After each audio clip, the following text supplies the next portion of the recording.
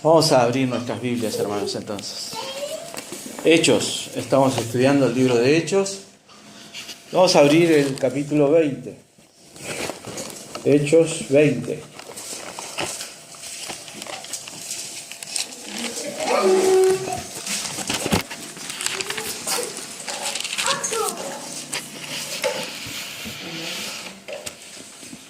El otro día yo les mencionaba que si bien no soy de hacer deporte, me gusta ver deporte.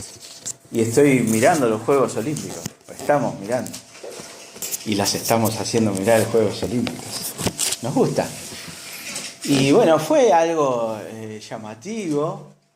La ceremonia de apertura era una ceremonia con un mensaje bastante ofensivo para el cristianismo, que se burlaba del cristianismo.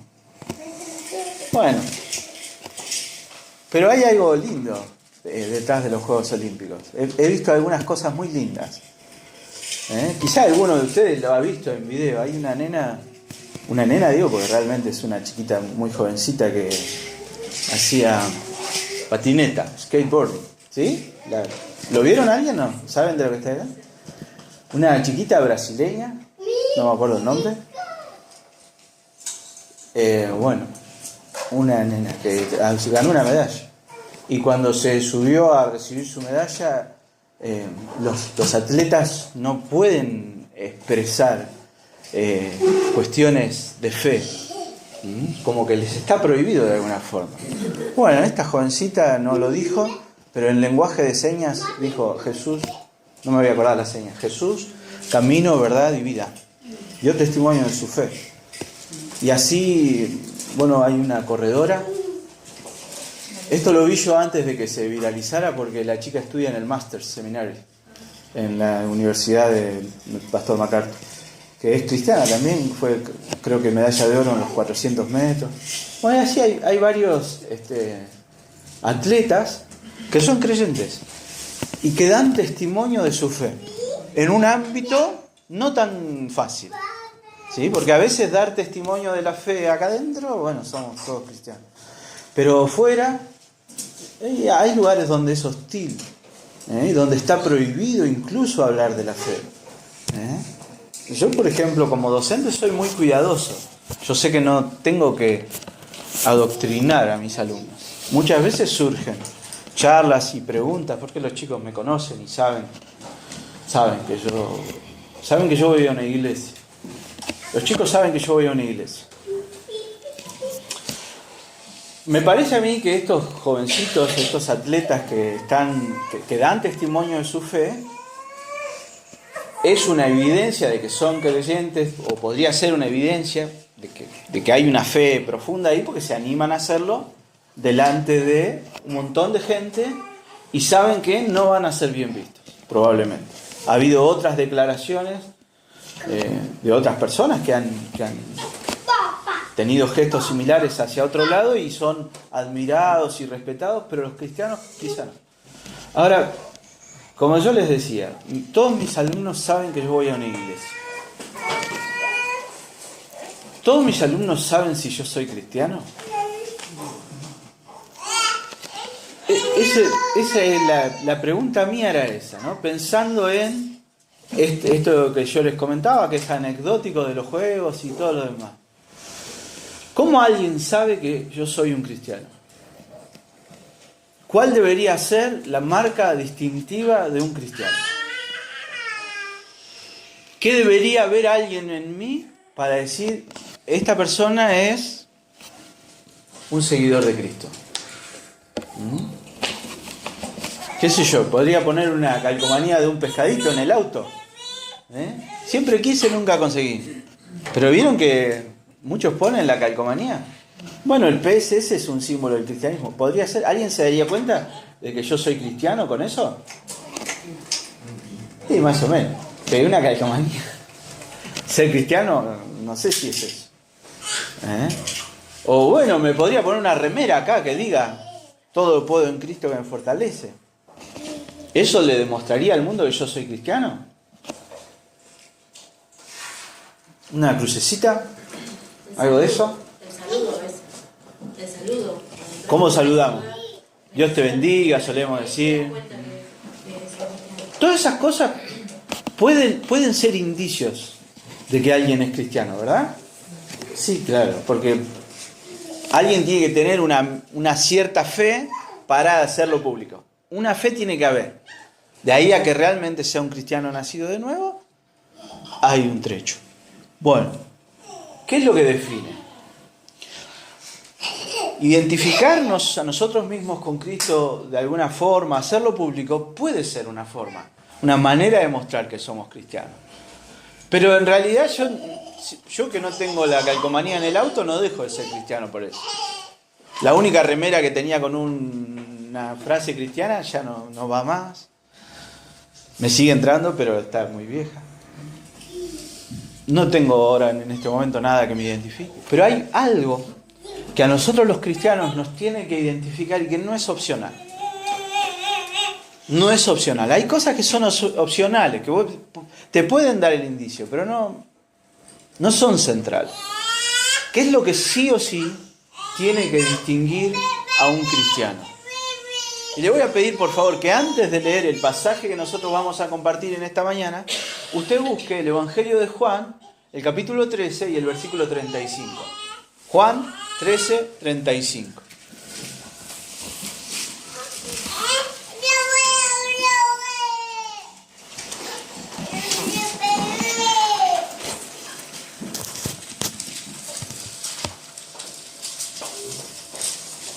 Ahora cuando usted lo abra va a decir, sí, eso.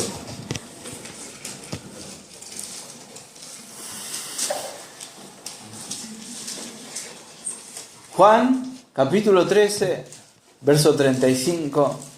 El Señor Jesús le dice a sus discípulos, en esto conocerán todos que ustedes son mis discípulos. En esto. Si tuviereis amor los unos con los otros. Si tuviereis amor los unos con los otros. Si tuviereis amor. Si yo no tengo cualquier otra cosa externa, los ejemplos que di son cosas externas que son como una exageración, por decirlo de alguna forma, ¿no? Me voy a los extremos para hacer más evidente el punto. Pero aquello que debe distinguir a un cristiano es su amor. El cristiano todo lo hace por amor. Todo lo que un cristiano hace, lo hace movido por ese, más que un sentimiento, porque no es un sentimiento. Vamos a leer entonces Hechos, capítulo 20, del 1 al 6. Hechos 20, del 1 al 6. Y vamos a ver a nosotros haciendo algo, y todo lo que hace, me parece que el mensaje que nos deja este pasaje es analizar y ver por qué hace lo que hace. ¿Por qué hacen los que actúan acá? ¿Por qué hacen lo que hacen? Entonces el título de nuestro sermón es que el amor de Dios nos mueva. A mí me gustaría ser alguien en quien todo el mundo vea el amor de Dios. No siempre me pasa. No siempre amo como el Señor amó. Porque esa es nuestra medida, es esa. ¿Cómo amamos? ¿Cómo? Y como el Señor amó. Dice la palabra. Después que cesó el alboroto, llamó Pablo a los discípulos y habiéndolos exhortado y abrazado, se despidió y salió para ir a Macedonia. Y después de recorrer aquellas regiones y de exhortarles con abundancia de palabras, llegó a Grecia. Después de haber estado allí 3 meses y siéndole puestas acechanzas por los judíos para cuando se embarcase para Siria, tomó la decisión de volver por Macedonia. Y le acompañaron hasta Asia Sópater de Berea, Aristarco y Segundo de Tesalónica, Gallo de Derbe y Timoteo, y de Asia Tíquico y Trófimo. Estos, habiéndose adelantado, nos esperaron en Troas. Y nosotros, pasados los días de los panes sin levadura, navegamos de Filipos. Y en 5 días nos reunimos con ellos en Troas, donde nos quedamos 7 días. Y nosotros al ver este pasaje, ¿qué vemos? Un itinerario. Claro, Hechos es un libro de viajes, hay muchos viajes. Y es difícil entender qué puede significar para nosotros que Pablo viaje tanto. ¿Que tenemos que viajar mucho? ¿O que tenemos que, incluso aunque lo llevemos para el lado de que tenemos que viajar para llevar el Evangelio?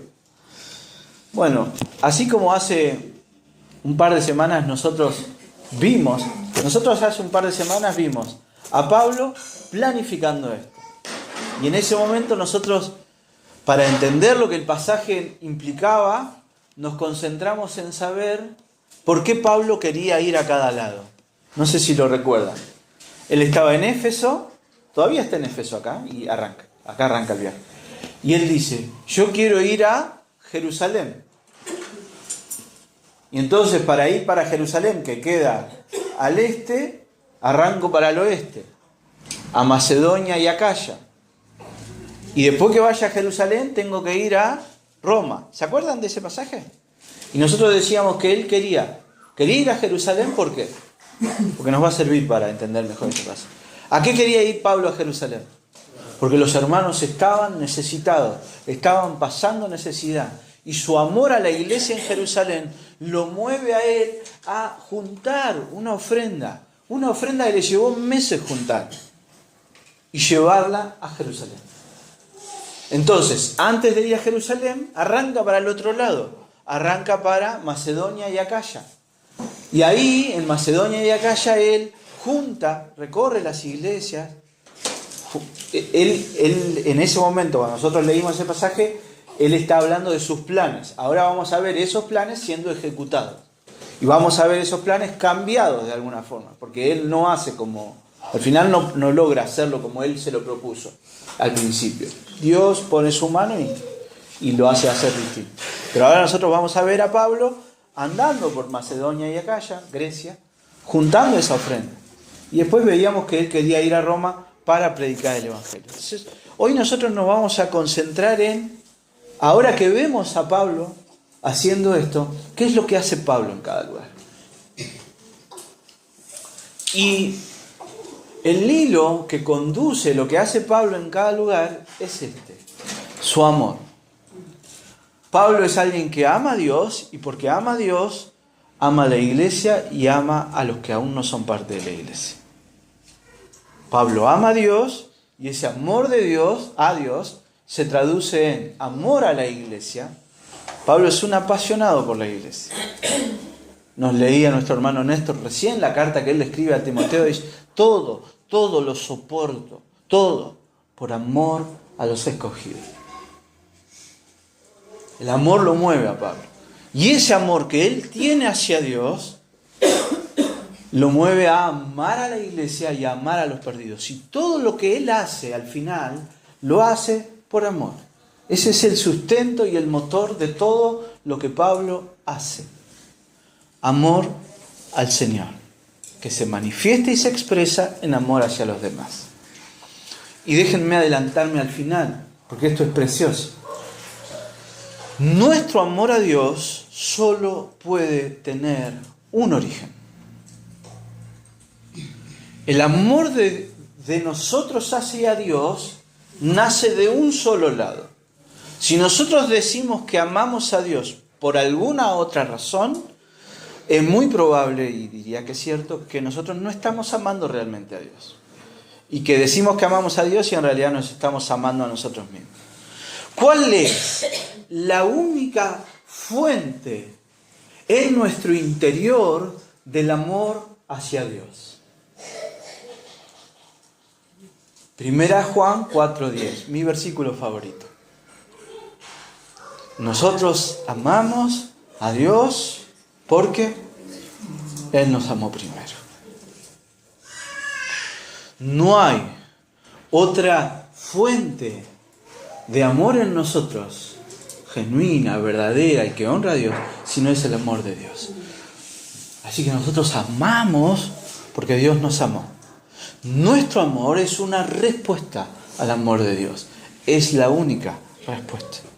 Todo aquel que ha experimentado el amor de Dios en su vida va a amar a la iglesia, que son los amados por Dios, y a los perdidos, que son los amados por Dios también.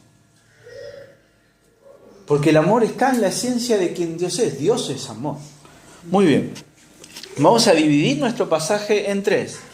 Primero, Pablo, todavía en Éfeso, despidiéndose.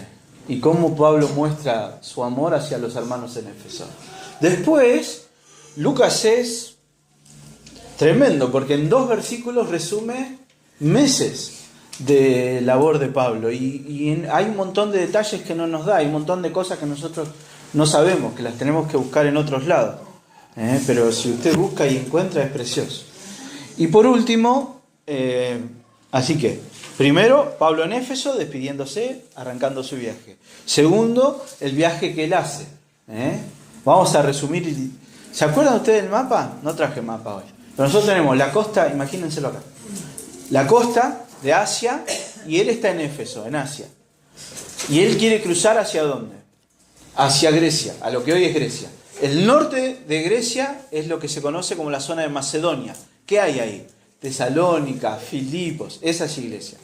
Abajo de Grecia, la parte baja sur, es la zona de Acaya. ¿Qué está ahí? Atenas, Corinto, Cencrea. Todos lugares donde hay iglesias. ¿Sí? Así que el trayecto es este. ¿Qué quiere hacer Pablo? Lo que ya dijo él. Yo estoy acá en Éfeso, me voy a cruzar en barco a Macedonia, voy a recorrer las iglesias de Macedonia juntando las ofrendas, voy a descender hacia Corinto para juntar las ofrendas, y desde Corinto, desde Cencrea en realidad el puerto, voy a tomar un barco y me voy a ir a Jerusalén a llevar las ofrendas, y quiero llegar para la paz. ¿Pablo hace así? No, hay un leve cambio de planes. Él, primero, desde Éfeso, él va a subir en barco hacia Troas, que es un barco, un puerto. Y vamos a ver por qué sube hacia Troas. Preocupado. Hay algo que lo preocupa a Pablo y se va a Troas, buscando a alguien y no lo encuentra. Se cruza a Macedonia. En Macedonia se encuentra con quien él busca. Precioso.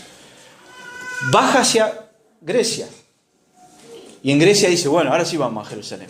En el puerto de Cencrea, como en muchos lados, los judíos de todo el mundo, todos los años para la Pascua, los que podían, los que tenían el dinero, etc., viajaban a Jerusalén. Y entonces había barcos especiales de peregrinos. Barcos que iban puerto por puerto, levantando a los peregrinos que iban a Jerusalén. Bueno, Pablo saca pasaje, por decirlo de alguna forma moderna, en uno de esos barcos, pero cuando antes de subirse, ¿de qué se entera? De que hay un complot de judíos que dicen, ahora cuando Pablo se suba al barco, él se hace el judío como nosotros, pero en realidad nos traicionó. Así que en un descuido lo vamos a tirar al mar. Lo quieren matar. Entonces Pablo, cuando se entera, en vez de agarrar viaje ahí, vuelve a Macedonia. Y a Macedonia vuelve a Troas, y después vemos cómo sigue. ¿Se entendió el itinerario? Bueno, vamos al primer versículo de nuestro pasaje. 1.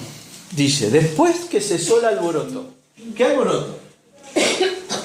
El del pasaje del domingo anterior.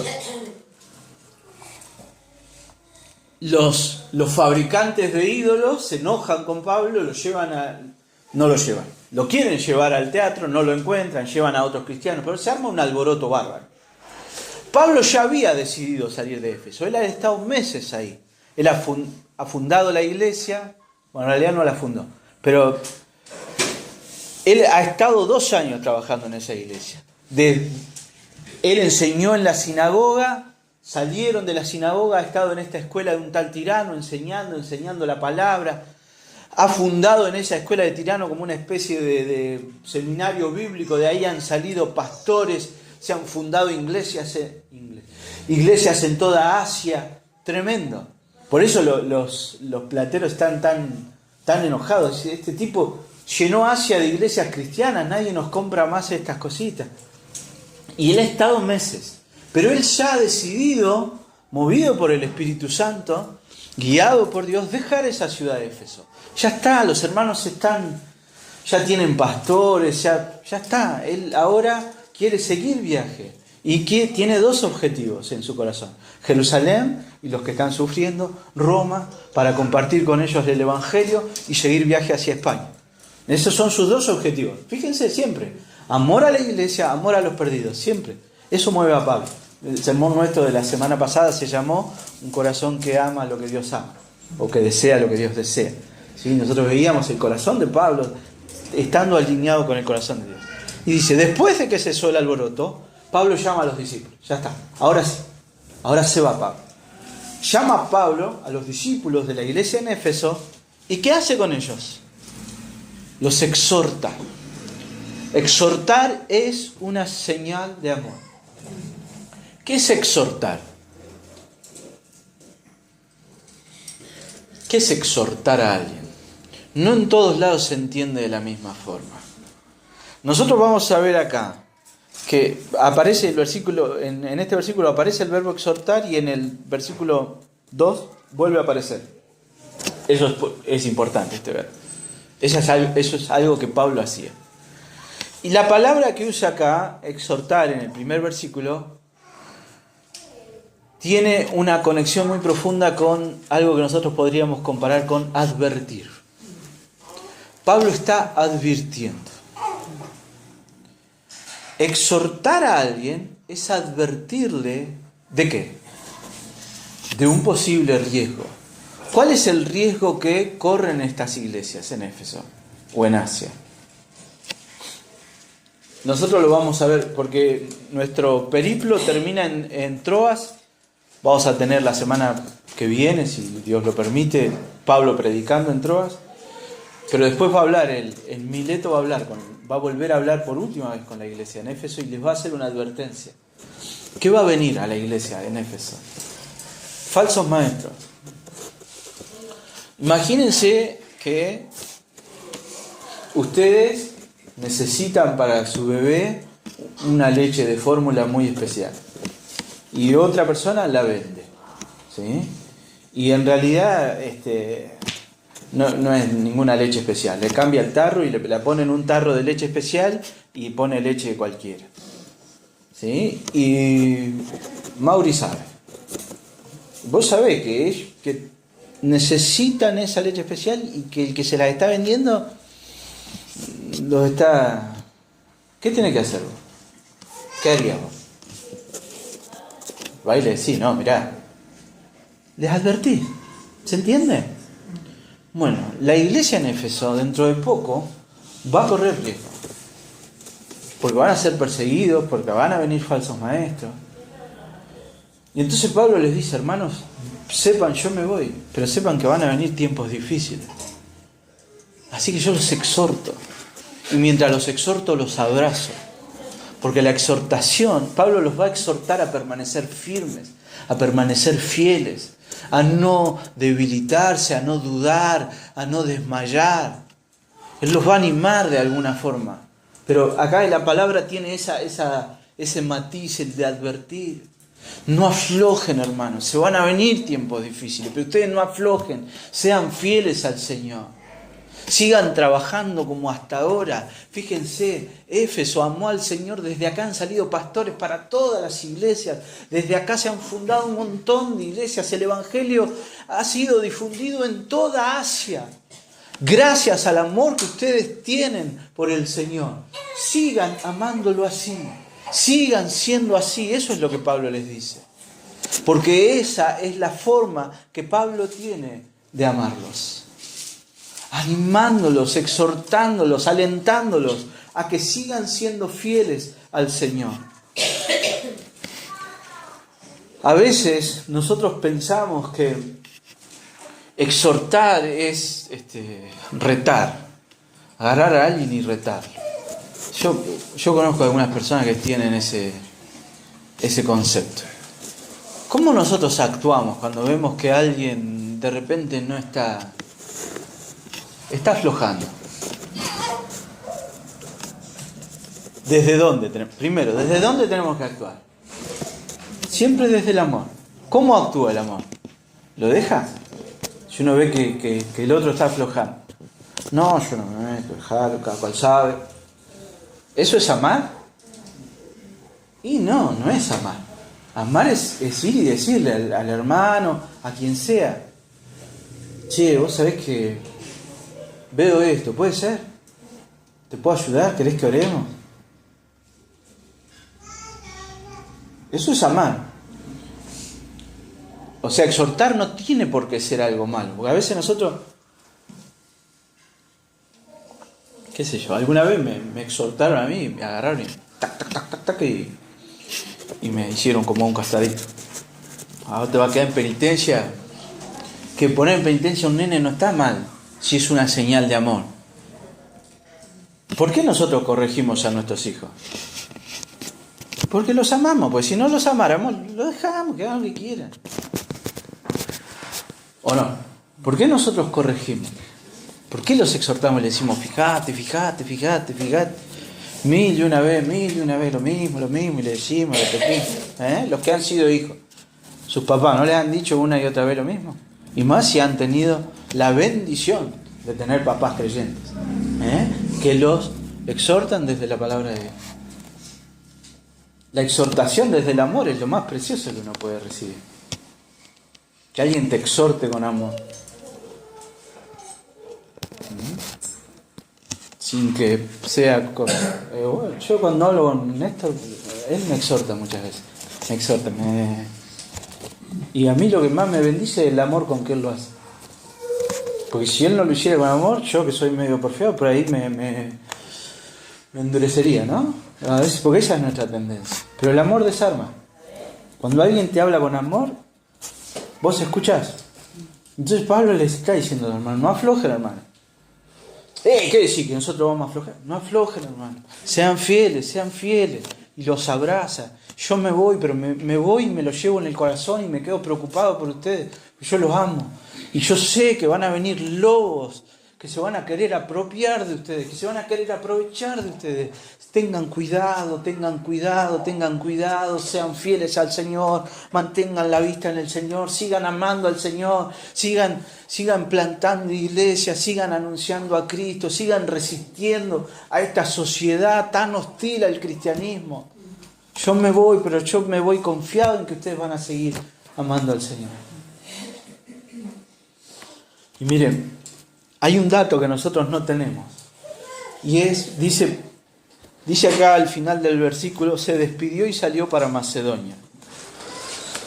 Por otro pasaje en la segunda carta a los Corintios, nosotros sabemos que Pablo desde acá, desde Éfeso, se marcha a Troas. ¿A encontrarse con quién? Con Tito.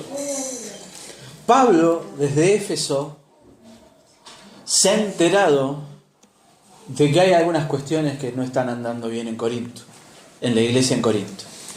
¿Qué no estaba andando bien en Corinto? Primero, facciones. A la iglesia en Corinto había algunos que decían ser de Apolos, otros de Pablo. Después, pecado. Había varios conflictos. Y Pablo agarra y les manda una carta. ¿Leyeron 1 Corintios? No es la iglesia modelo Corinto. Es una iglesia tremenda. Y él les manda esa carta con Tito. Y él, cuando les manda esa carta, él piensa, cuando ellos reciban la carta, ¿cómo la van a recibir? ¿Se van a dar cuenta de que yo lo que les digo se los digo con amor? ¿O me van a rechazar a mí y lo van a tratar mal a Tito? Porque, a ver, los creyentes en esa época salían para viajar por mucho tiempo. A veces en el camino podían pasar muchas cosas. Entonces vos te ibas a Corinto y en Corinto nadie te recibía y todo el mundo te maltrataba y te dejaban a la deriva. Podía ser problemático. Entonces Pablo mientras él viaja hacia Troas, él está preocupado por Tito, que llevó su carta a Corinto. Por favor, abra su Biblia en 2 Corintios 2. Vamos a ver esto.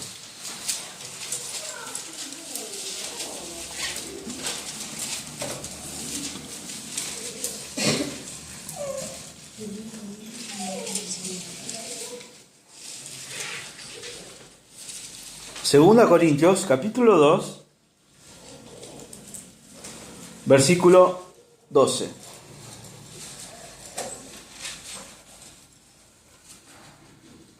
Esto es acá, digamos. Cuando llegué a Troas para predicar el Evangelio de Cristo, aunque se me abrió puerta en el Señor, no tuve reposo en mi espíritu, por no haber hallado a mi hermano Tito. Así, despidiéndome de ellos, partí para Macedonia. Pablo va a Troas queriendo encontrarse con Tito. No era como ahora que un mensajito de WhatsApp, ¿no? Estoy llegando, en 15 estoy. No había. Vos en meses no sabías. Pablo lo mandó a Tito y ¿cómo le fue a Tito? No sabía. ¿Cómo se ponían de acuerdo para encontrarse? No era fácil. Obviamente ellos habían hablado, pero cuando llega a Troas, esperando encontrar a Tito, dos cosas. Él está preocupado por Tito y por cómo recibieron a Tito en Corinto. Si la iglesia de Corinto, cuando recibió la carta, que les decía, hermanos, fíjense, ¿qué les falta a ustedes? 1 Corintios 13. ¿Qué les faltaba a los corintios? Amor les faltaba. Ustedes se preocupan que por quién va a comer, que por quién se enseña mejor, se preocupan por quién tiene más dones, se preocupan por un montón de cosas, pero no se están preocupando por lo importante. A ustedes les falta amor. Mirá si te dijera alguien así. ¿Cómo? Viene alguien y me dice, sí, vos estudiás la Biblia mucho, sabés mucho, pero vos no amás a nadie. Vos sos re odioso, no amás. ¿Cómo te lo tomás? No es fácil de digerir eso. ¿Y qué tenés que hacer vos? Descartar lo que el otro te dice, lo tenés que descartar. ¿Vos qué sabés? No, vos tenés que escuchar. Y bueno, los corintios escucharon. Vaya, avance unos capítulos más. Hasta el 7, 2 Corintios 7. Pues no los quiero dejar con la historia terminada. Sin terminar. Lo que nos dice Pablo en el capítulo 2 de Corintios es que cuando él llega a Troas, no se queda en Troas. Aunque tiene oportunidad de predicar el Evangelio, él no se queda en Troas porque está mal, está angustiado, porque no encontró a Tito. Y entonces se cruza a Macedonia. Esperando encontrarse ¿con quién? Con Tito. ¿Y se encuentra con Tito? Sí, claro. Verso 5. 2 Corintios, capítulo 7, verso 5. Porque de cierto, cuando vinimos a Macedonia, ningún reposo tuvo nuestro cuerpo, sino que en todo fuimos atribulados. De fuera, conflictos. De dentro, temores. Pero Dios, que consuela a los humildes, nos consoló con la venida de Tito. Y no solo con su venida, sino también con la consolación con que Él había sido consolado en cuanto a vosotros, haciéndonos saber vuestro gran afecto, vuestro llanto y vuestra solicitud por mí, de manera que me regocijé aún más. Pablo, al llegar a Macedonia, mientras está en Macedonia, quiero que presten atención a él. ¿Qué le pasó a Pablo en Éfeso? Hace 2 versículos, lo quisieron matar, o lo golpear o agredir. Y él, antes de irse de Éfeso, ¿qué hace? Consuela a los hermanos, anima a los hermanos, exhorta a los hermanos, ama. Ahora llega a Troas. Y cuando se cruza llega a Troas preocupado por Tito. Se cruza a Macedonia. ¿Cómo está él? Fíjense, él cuenta ahí. Lucas, en el pasaje que nosotros leemos, estoy en el 2, dice, recorrió aquellas regiones. No dice nada. Dice que Pablo recorrió aquellas regiones nada más. Pero acá Pablo, escribiéndole a los corintios, les dice, nos pasó de todos, hermano. No tuvo reposo nuestro cuerpo, no. Adentro estábamos llenos de temor. ¿Qué temor? Tito, ¿qué le habrá pasado a Tito? ¿Qué le habrá pasado a Tito? ¿Cómo estará Tito? ¿Cómo lo habrá recibido la gente de la iglesia en Corinto? Y mientras él recorre Macedonia, También muchos problemas, oposición, todo el tiempo hay oposición. ¿Qué es lo precioso que me veo yo en este pasaje? ¿Cómo está Pablo? ¿La pasa bien? ¿Tiene todo el camino fácil? No. Él podría decir, hacerse la víctima, por decirlo de alguna forma. Él podría autovictimizarse o decir, la verdad que lo estoy pasando mal, toda oposición, toda dificultad, todo. Pero cuando lo que a nosotros nos mueve es lo correcto, cuando a nosotros nos impulsa el amor, incluso aunque haya dificultades, incluso cuando las cosas se ponen difíciles, nosotros no nos centramos en nosotros mismos. Porque el amor hace eso. El amor hace que nosotros pensemos en nosotros, pero también pensemos en los demás. Pablo, en todo este entorno, en todo este contexto de dificultad, de angustia, de pensar lo que pasó, él sigue amando.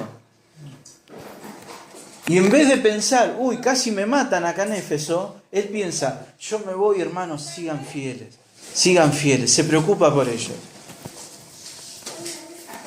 Y lo mismo se preocupa por Tito y se preocupa por los corintios. ¿Por qué? Porque siempre el amor de Dios nos va a mover a pensar en los demás, a animarlos, a exhortarlos. ¿Qué nosotros queremos?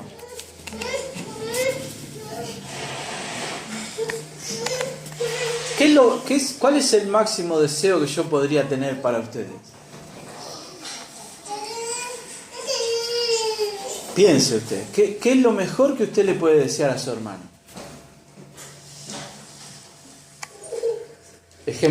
Doy ejemplo absurdo para que se entienda. ¿Que cambie el auto? No. ¿Qué uno quiere para su hermano? Que ese hermano conozca más a Dios, ame más a Dios y sea un hermano más a semejanza de Cristo. Esa es nuestra mayor oración por un hermano. Nosotros oramos cuando alguien tiene dificultad, ¿qué hacemos? Oramos por ese alguien, ¿no? Porque lo importante al final, ¿qué es? ¿Dónde está la vida? ¿Qué dijo Jesús? Esta es la vida. Conocerte a Dios, conocerte a vos, Padre, y a quien vos enviaste, a Jesucristo. Que nosotros, la mejor manera de amar a un hermano es siempre empujarlo, guiarlo, ayudarlo a que vaya al Señor. A que vaya al Señor y que la circunstancia que él está pasando redunde en un conocimiento más profundo de Dios, en un amor más profundo hacia Dios. Ayer le escribí a un hermano que pasó un tiempo muy difícil, ¿no? Y él me contestó y me agradeció las oraciones de la iglesia y a mí me animó mucho verlo confiando en el Señor y él decir, el Señor me está sosteniendo y está sosteniendo a mis hijos. La situación, lo que a él le tocó pasar, ¿es lindo? No, claro que no. Pero al final se convierte en una bendición eso, cuando crecemos en conocimiento de Dios.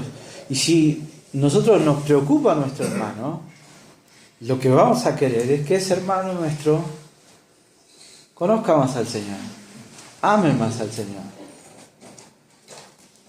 Pero solo vamos a experimentar eso si amamos genuinamente a nuestro hermano.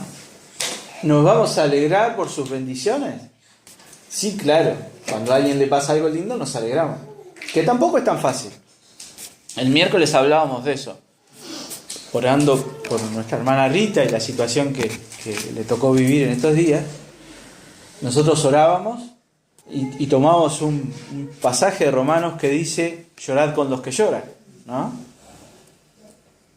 El pasaje tiene una primera mitad. La primera mitad, ¿qué dice? Gócense con los que se gozan. ¿Es difícil llorar con los que lloran? Sí, a veces es difícil. O sea, porque te tenés que identificar con el dolor del otro. Hay gente que ve llorar al otro y no se le mueve un pelo. Que se joda. Hay gente que dice así, que piensa así. Que no. Y el Evangelio a nosotros nos llama a hacer nuestro el dolor de nuestro hermano. Y también nos llama a hacer nuestra la alegría de nuestro hermano. Y es difícil eso también, Porque para alegrarnos con que al otro le pase algo bueno, ¿qué tiene que haber en nosotros? Amor. Si nosotros amamos, nos vamos a identificar con el gozo del otro, nos vamos a identificar con la tristeza y el llanto del otro. ¿Por qué? Porque el otro es parte de nosotros mismos. Y eso es lo que Pablo está experimentando acá. Y él se va de Éfeso y les deja esto a los hermanos. Y amar a los hermanos muchas veces va a tener que ver con exhortarles. Primera Tesalonicenses 5:14 nos habla de una forma práctica en la que nosotros manifestamos nuestro amor a nuestro hermano.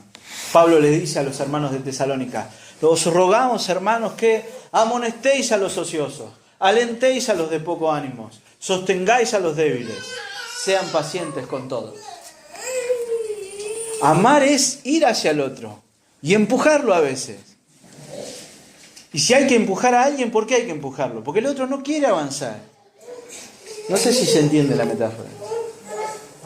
Pero si nosotros amamos, no lo vamos a dejar ahí estancado. El amor de Dios se va a manifestar de esa forma. Entonces Pablo, en este primer versículo, él llega a Troas y cruza Macedonia. Sigo en los versículos 2 y 3. Y Lucas es muy sintético. Dice: después de recorrer aquellas regiones. ¿Qué regiones? Macedonia. Paréntesis. Se cree que Pablo recorrió las iglesias que ya había, pero en su carta a los romanos, él dice que llegó hasta un lugar que se llama Ilírico, que está más al norte de lo que ya recorrió él. O sea que Pablo anduvo por donde había andado ya, afirmando a las iglesias, pero también se fue más arriba y estuvo predicando y predicando y predicando. Y dice, ¿qué hizo en aquellas regiones? Los exhortó con abundancia de palabras. Y acá la palabra exhortar es parakaleo, es una palabra que ya no tiene tanto el sentido de advertencia, sino más el sentido de animar a aquel, como decíamos acá, alentar al de poco ánimo, aquel que está medio bajoneado, medio caído. Él agarra y alienta a los hermanos. Él ha ido a recorrer estas iglesias para seguir discipulándolas y animándolas a crecer en el Señor. ¿Qué ha ido a hacer él? Entre otras cosas, a juntar la ofrenda para Jerusalén. Bueno, ser generosos es una forma de crecer a imagen del Señor. Es una forma de amar al Señor. Fíjense, él dice, exhortarles con abundancia de palabras. Una y otra vez, y de una forma, y de otra, y de otra, y de otra, y de otra. Él los va a llevar al Señor para que ellos confíen más, crezcan más. Y después de eso, ¿a dónde va? Y estoy en el versículo 2 todavía. A Grecia. Es la única vez que aparece la palabra de Grecia en Hechos. Antes lo había llamado Acaya, ¿sí? Es lo mismo. ¿Cuál era la ciudad más importante de Acaya? Corinto. Y él va ahí. Antes de ir ahí, y esto es precioso, nosotros leímos recién 2 pasajes de 2 Corintios. A veces no es fácil, pero está bueno verlo así. Nosotros tenemos que ir leyendo Hechos y tratar de tener al lado, buscar las cartas de Pablo. Porque hay que leer, no es tan fácil porque son muchos datos, hay mucha información. Algo que ustedes tienen que saber. Pablo ha recorrido meses, le llevó meses. Algunos piensan que hasta 1 año y medio. Recorrió toda la región de Macedonia. Filipo, Tesalónica, Berea, todas esas iglesias. En cada lugar que él estuvo, él animó a los hermanos. ¿Con quién se encontró ahí en Macedonia? Con Tito. Tito vuelve de Corinto, se encuentra. Y Pablo le pregunta, ¿y Tito cómo te fue? No, re bien. No sabés. Se rearrepintieron. La carta que vos les mandaste los hizo ver que vos los amás y que los amás en el Señor, y se arrepintieron y van a tratar de corregir todo aquello que están dando mal, y te mandan muchos saludos, te aman, están juntando una ofrenda para la iglesia en Jerusalén. La verdad que fue precioso ver lo que el Señor hizo en esos hermanos. Entonces Pablo agarra y se goza de tal manera, y su corazón, porque los ama, porque él ama a la iglesia en Corinto, y es una iglesia que lo va a seguir haciendo renegar, por decirlo de alguna forma, pero él los ama. ¿Y qué hace acá mientras él está en Macedonia? Les escribe la segunda carta. La segunda carta a los Corintios se escribe en este tiempo mientras él está en Macedonia, en esta primer tercio del versículo 2, después de recorrer aquellas regiones y de exhortarle con abundancia palabras. En ese pedacito, algo de lo que hace Pablo es animar a la iglesia en Corinto, en Macedonia, y animar y llevar al Señor, porque al final animar es esto, hermano, guiar a los otros a Cristo. Animar es eso. ¿Cómo yo te animo cuando vos la estás pasando bien? El mundo te dice, no pasa nada, vas a ver que sale todo bien, va a andar todo bien. ¿Nosotros podemos decir eso? Y no, si no sabemos cómo van a ser las cosas. Si de repente lo que se complicó termina complicándose mal y tiene un mal desenlace, ¿cómo nosotros animamos a alguien que está padeciendo o pasando un tiempo difícil? Mostrándole al Señor. El Señor está con vos. El Señor puede transformar esto difícil, esto feo, esto triste, esto que lastima, en algo precioso. Esto te tiene que servir a vos para conocer más a Dios, para aferrarte más a Dios. Eso es animar. El mensaje de hoy es este. Si yo amo a Dios, voy a amar a mis hermanos. Y si yo amo a mis hermanos, voy a llevar a mis hermanos a Cristo.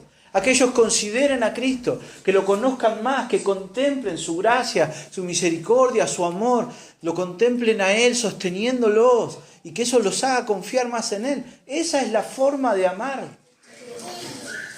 Si vos estás equivocándote, yo te voy a llevar a Cristo con amor. Si a vos te está pasando algo difícil, yo te voy a llevar a Cristo con amor. El amor me va a llevar a eso. Siempre. Jesús dijo, hablando de los padres, ¿no? Hablando de que Dios nos da a nosotros, los hijos de Dios, el Espíritu Santo, le dijo, si los padres del mundo, que son hasta los malos, le dan cosas buenas a sus hijos, ¿cómo el Padre no les va a dar a ustedes el Espíritu Santo? Pues si amamos nosotros a nuestros hermanos, si amamos a los demás, ¿qué les vamos a dar? Al Señor. Les vamos a mostrar al Señor, vamos a reflejar al Señor en nuestras vidas. Porque al final es eso. Nosotros tenemos que ser un reflejo de Cristo en la vida de los hermanos. Cuando un hijo de Dios está pasando un momento difícil, un momento desafiante, ¿de quién puede él esperar sostén, socorro, ayuda, sino del Señor? ¿Y cómo el Señor le va a dar esas cosas? ¿Va a mandar un ángel? No, si Él mandó a su pueblo. De eso hablaba el Señor Jesús cuando dijo, cuando ustedes vean a alguien pasando necesidad, ¿a quién tienen que ver en ese otro con necesidad? Véanme a mí. Bueno, al revés también. Al final, si ese alguien que está en necesidad recibe ayuda de alguien, es el Señor el que lo está ayudando. Si nosotros, ante la necesidad del otro, somos movidos a hacer algo, es el Señor el que nos mueve. Es el Señor. Sigo, verso 3. ¿Cuánto estuvo en Grecia? 3 meses. Los 3 meses de invierno, donde no se viaja. Durante los 3 meses de invierno no circulan barcos. Las rutas estaban cerradas, por decirlo de alguna forma. Por los vientos, las tormentas, era peligroso. Así que Pablo se queda ahí en Corinto durante 3 meses, edificando a la iglesia, ayudando. Otra cosa, ¿qué hace Pablo acá en Corinto? Mientras él está en Corinto, ¿qué hace? Escribe Romanos. Fíjense, él está en Corinto, preocupado por Corinto, pero también está preocupado por Roma. Mientras él está acá, en Corinto, después de que les mandó la segunda carta desde Macedonia, él viene a Corinto. Y desde acá, él va a mandar la carta a los romanos, que es una carta que es preciosa porque es considerada su obra magna. Mientras él está ahí, también anima, exhorta a los hermanos. Y el versículo 3 termina diciéndole: siéndole puestas acechanzas por los judíos para cuando se embarcase para Siria. Pablo se piensa tomar desde Cencrea, ¿se acuerdan, no? Corinto está en Acaya, que es como una isla, pero unida por un pedacito de tierra, ¿sí? Y cuando los barcos querían pasar de un lado al otro, ese era el mejor lugar para pasar. Y Corinto tenía 2 puertos, uno para el lado de Roma y otro para el lado de Asia. Bueno, el lado para el lado de Asia, que es el que tiene que usar Pablo, es Cencrea. Desde allí él va a tomar un barco para ir a Siria. Cuando está por tomar el barco, ¿de qué se da cuenta? ¿O qué se entera? Que hay judíos que lo quieren matar. Es obvio que lo quieren matar. Él fue, cuando llegó a Corinto, predicó el Evangelio. Algunos creyeron, muchos creyeron. Por ejemplo, Crespo, ¿se acuerdan? Ese hermano que era un principal de la sinagoga.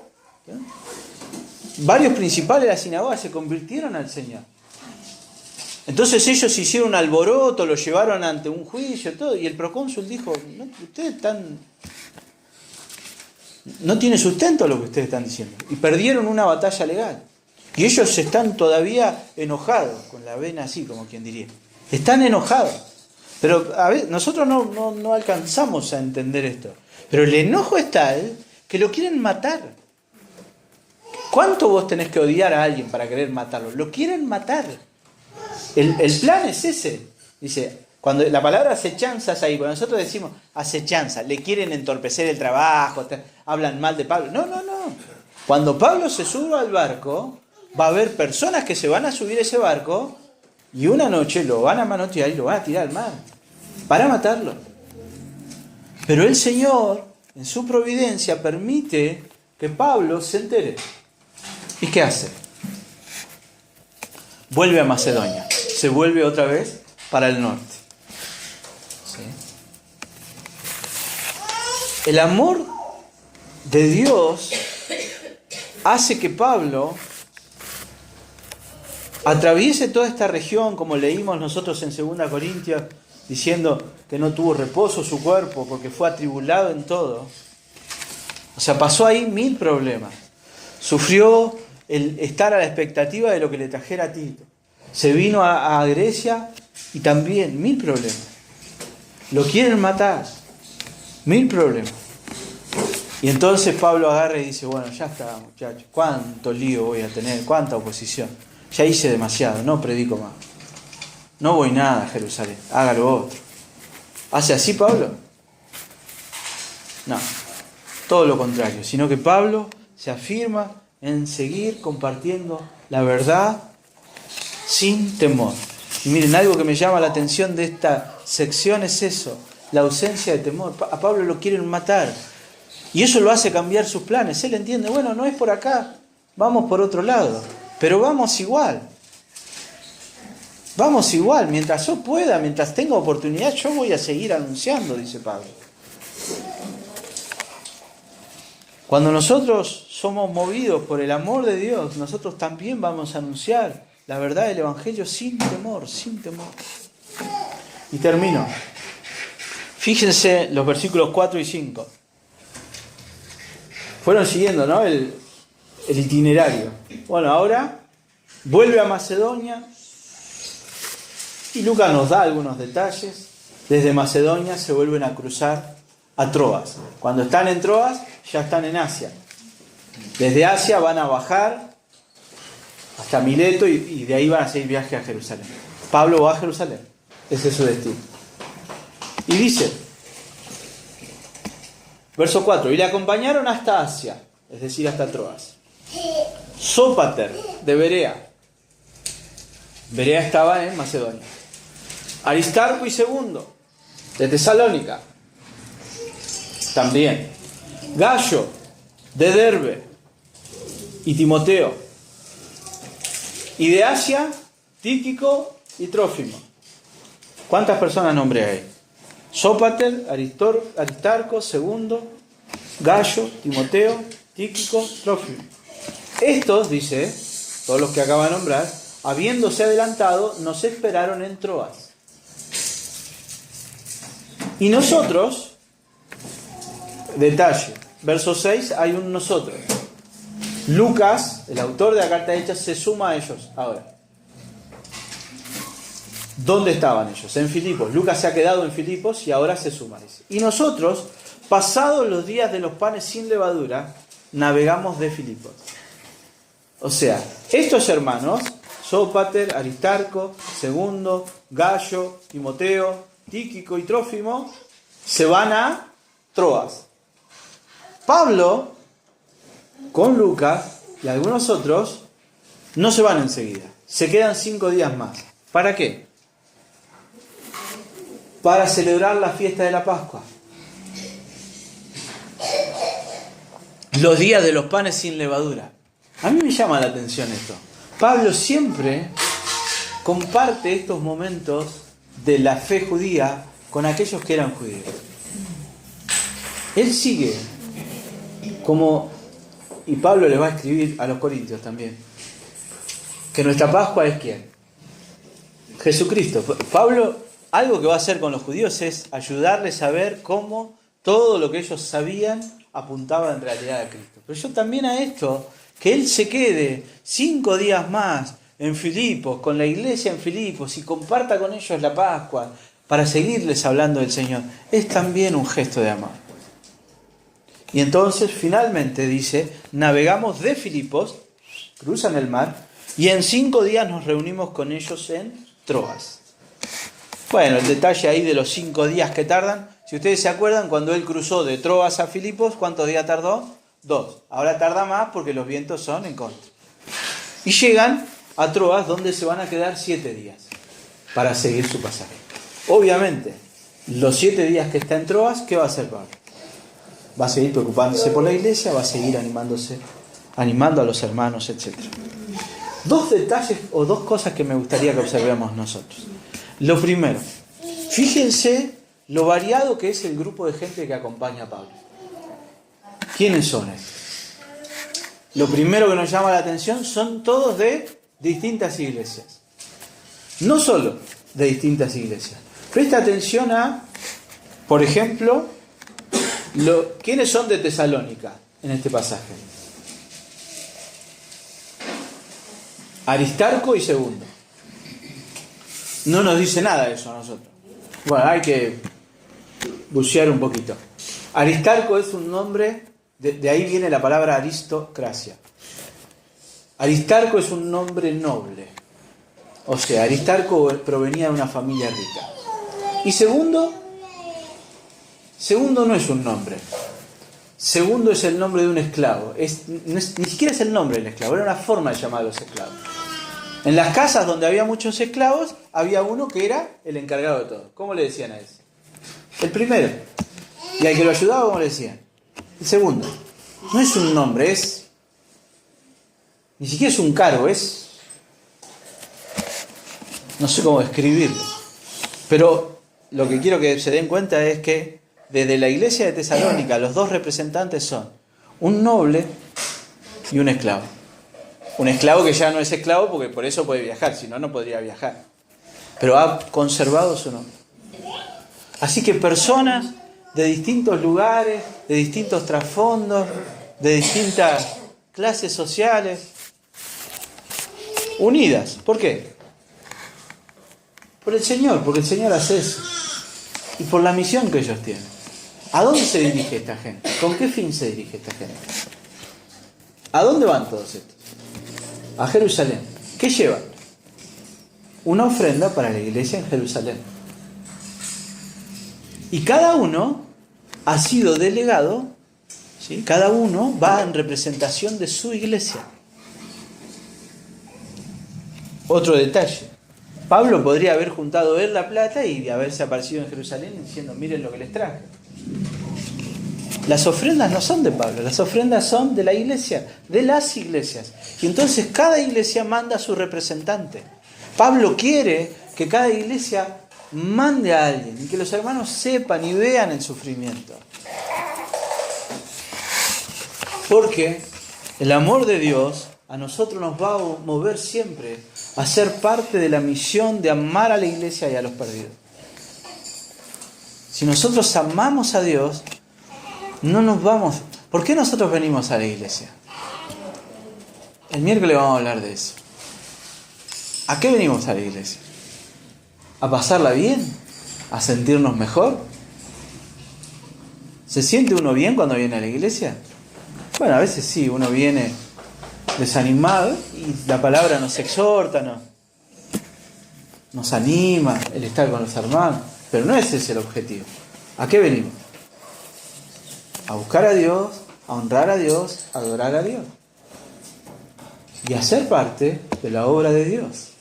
La iglesia es un cuerpo y esta conjunción de personas de tantos lugares distintos y de tantos trasfondos distintos refuerza esa idea para mí. La iglesia es un cuerpo. Nosotros siempre tenemos que sabernos y conocernos como parte de la iglesia.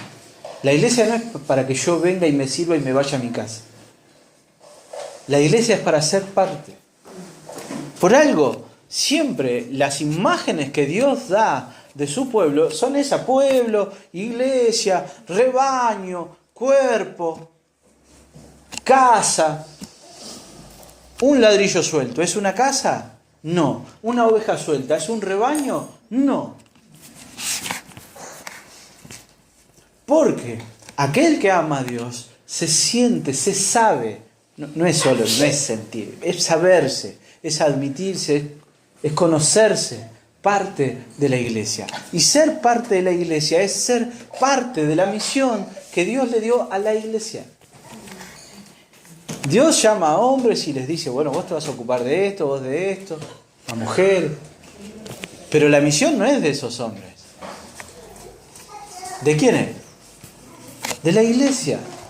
De la iglesia. Pablo, todo lo que está haciendo acá, lo está haciendo en sujeción a una iglesia también. Su iglesia en Antioquía de Siria. Cada vez que él vaya a algún lugar, cada vez que él haga algo, va a volver y lo va a contar a los ancianos de Antioquía de Siria, su iglesia, y de Jerusalén. Porque él, como apóstol, también reconoce la autoridad apostólica de los que están en Jerusalén. Para sintetizar. Si el amor de Dios nos mueve, nosotros vamos a preocuparnos por los demás, los vamos a animar, los vamos a exhortar y los vamos a guiar a Cristo. Si el amor de Dios nos mueve, no vamos a tener temor de compartir la verdad del Evangelio. Y si el amor de Dios nos mueve, vamos a saber que todo lo que nosotros hacemos forma parte de la misión de la iglesia, que la iglesia recibió como un cuerpo. Termino. La iglesia, nosotros, el pueblo de Dios, está compuesta por aquellos que aman a Dios. Todo aquel que ama a Dios es parte del pueblo de Dios. ¿Se entiende eso? Ahora, que nosotros amemos a Dios, sí o sí, no es opcional. ¿Implica qué? Que nosotros amemos a los demás. Por eso Jesús dijo, ¿cómo la gente va a reconocer que ustedes me aman a mí? Si se aman entre ustedes. Si ustedes no se aman entre ustedes, ni digan que me aman a mí. No me conocen. Si ustedes no se aman y no aman a los demás, no digan, porque en realidad no me conocen. Y entonces, pensando en esto, todo absolutamente todo lo que nosotros hacemos tiene que estar fundado, motivado por el amor. El amor que es lo que motivó al Señor. Todo lo que el Señor hizo, lo hizo por amor. Y Él quiere que nosotros siempre actuemos con amor. Si tenemos que exhortar a alguien que está quizá débil, con amor. Si tenemos que corregir, con amor. Si tenemos que preocuparnos por alguien que la está pasando mal, por amor. Si tenemos que compartir la verdad, con amor. Si tenemos que cambiar nuestros planes, tiene que ser el amor. ¿Qué quería Pablo hacer? Quería llegar a Jerusalén y bendecir a la iglesia. ¿No se puede por acá? Bueno, vamos por acá, no importa. Yo quería ir por otro lado, pero no importa. Yo lo quería hacer así, lo hacemos de otra forma. Si lo que te mueve es el amor a Dios, vos terminás haciendo eso. Termino citándoles a un hombre que se llama Agustín de Hipona. ¿Lo conocen? Sí. Él tiene una frase en latín que dice ama et quod vic fac, que significa ama y haz lo que quieras. ¿La escucharon alguna vez? Dice ama y haz lo que quieras. Si callas, calla por amor. Si gritas, grita por amor. Si corriges, corrige por amor. Si perdonas, perdona por amor. Exista dentro de ti la raíz del amor. De dicha raíz no puede brotar sino el bien. Hermanos, todo lo que nosotros hagamos, déjenme terminar con esta idea.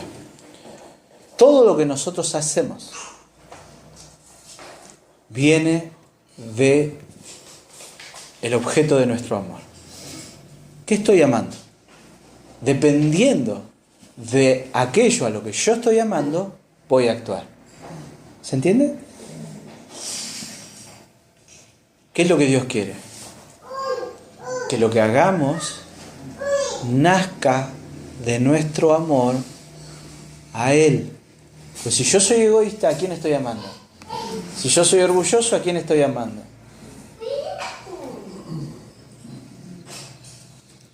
Pero en el Señor,